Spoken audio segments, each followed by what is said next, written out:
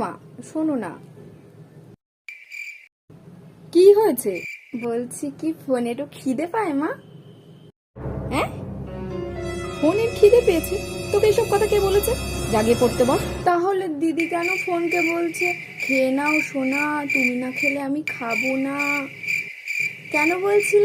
নিশ্চয়ই ফোনের খিদে পায়। আজকে না দিদির ভালো করেই ধোলাই হবে, আমাকে ধোলাই করার না। আজকের ওকে মা পুরো ধলাই করে একদম ময়দা বানিয়ে দেবে।